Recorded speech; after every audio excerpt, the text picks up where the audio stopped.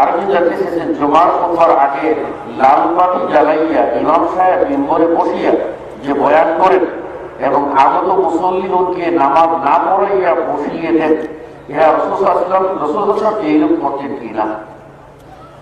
অনেকগুলো কথা বলেছেন, অনেকগুলো মাসআলা, একটা দুইটা নয়, এখানে 7টা মাসআলার কথা উল্লেখ করেছেন, সবগুলো বেদাত। বুঝতে পেরেছেন কিনা? রাসূল সাল্লাল্লাহু আলাইহি ওয়াসাল্লাম তার সাহাবীদেরকে এটা করতে বলেন নাই। সবগুলো 7টি মাসআলা এখানে রয়েছে, সবগুলো বেদাত আবিষ্কার করে নিয়েছি আমরা নিজেরা। আমি ইসলামের আবিষ্কারক আর কি। বুঝতে পেরেছেন কিনা? কিন্তু আপনার ইসলাম যে আল্লাহ তাআলার কাছে গ্রহণযোগ্য হবে না, সেটা তো আপনি জানেন না। আমার বন্ধুগণ, এগুলো করবেন না। এরপরে আবার আবিষ্কার করেছে কি, সেটা উনি বলেন নাই। এরপরে কাবলাল জুমার জন্য সময় দেয়া হবে, কোথায় এগুলো আবিষ্কার করলেন ভাইজান? যদি কাবলাল জুমাই হয়, তাহলে সে লোক সেটা জুমা কাবলাল জুমা পড়ে তারপরে আপনার সাথে শেয়ার করবে, ঠিক কিনা? সময় দেওয়ার কথাটা আপনি কোথায় পেলেন? কি আপনাকে এগুলো শিক্ষা দিল? আমার বন্ধুরা, প্রবৃত্তি আমাদেরকে এত দূরে নিয়ে গিয়েছে যে সুন্নাহর সাথে সামান্যতম সম্পর্ক এই মাসালার মধ্যে রাখে নাই। বুঝতে পেরেছেন কিনা? সুন্নাত রাসূল সাল্লাল্লাহু আলাইহি ওয়াসাল্লামের আপনার লাল বাতি, কোনটা গ্রহণ করব? রাসূলের সুন্নাত গ্রহণ করব না আপনার লাল বাতির সিগন্যাল গ্রহণ করব? কোনটা? এই সিগন্যালটা আপনাকে দিতে বললো কি? ভাই, মসজিদ ট্রাফিক সিগন্যালের জায়গা নয়। ট্রাফিক সিগন্যাল রাখেন, মসজিদে ইবাদতের জায়গা। সুতরাং যারা এই ইবাদতের ক্ষেত্রে দৃষ্টতা পোষণ করতেছেন, ভুল করতেছেন, নিজে থেকে সংশোধন করে নেন। মসজিদে কোনো লাল বাতি থাকবে না। মসজিদে আল্লাহর বান্দা আসবে, তিনি যদি ইবাদত সম্পর্কে না জানেন, ইবাদত সম্পর্কে জেনে তারপরে ইবাদত করবেন, ঠিক কিনা? কিন্তু আপনার লাল বাতি অনুযায়ী সে ইবাদত করবে, ব্যাপারটা এমন কিনা?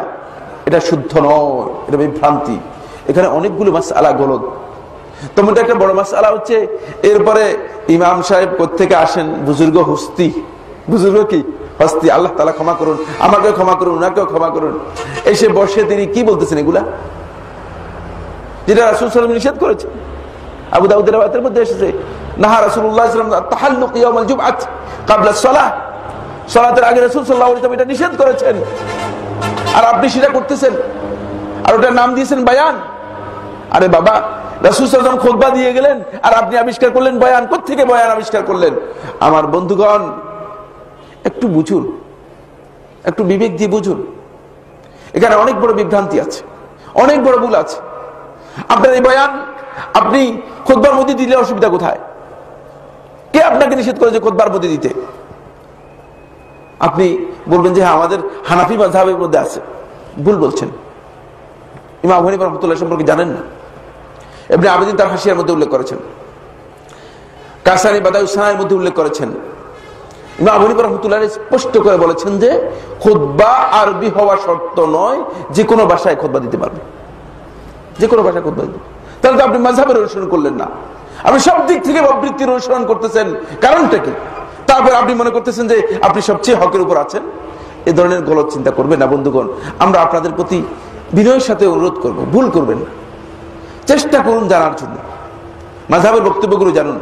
যেহেতু ফিকহের উপর আমি মদিনা বিশ্ববিদ্যালয়ে পিএইচডি করেছি, ফিকহের প্রত্যেকটি মাসআলার সাথে আমার কম বেশি উঠা বসা আছে। বুঝতে পেরেছেন কিনা? এই মাসআলার মধ্যে সবচেয়ে বেশি উদার বক্তব্য দিয়েছেন ইমাম আবু হানিফা রাহমাতুল্লাহ আলাইহি। আপনারা যদি দেখেন তাহলে বুঝতে পারবেন। তিনি বলেছেন যে কোনো ভাষায় আরবি জানা সত্ত্বেও, কথাটা কি বুঝছেন কিনা এটা অনেকে বুঝেন নাই। খতিব নিজে আরবি জানেন পরিপূর্ণ রূপে, বুঝতে পেরেছেন? এবং যারা শ্রোতা তারা সবাই আরবি বুঝে। আরবি জানা সত্ত্বেও সেখানে অন্য ভাষায় খুতবা দেওয়া জায়েজ, ইমাম রাহমাতুল্লাহ আলাইহি বলেছেন। বুঝতে পেরেছেন কিনা? সুতরাং এই কথা কোনোদিন ইমাম রাহমাতুল্লাহ আলাইহি বলেন নাই।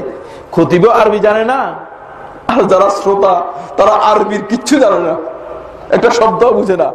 তাদের সামনে আরবিতে খুতবা দেওয়ার কথা ইমাম রাহমাতুল্লাহ আলাইহি জীবনে কোনোদিন বলবেন না, কারণ তিনি বলতেন না এ ধরনের কথা, এ ধরনের ফালতু মাসালা তিনি দিতেন না।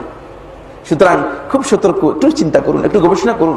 আল্লাহ তাআলা আমাদের সবাইকে জানার পড়ার তৌফিক দান করুন।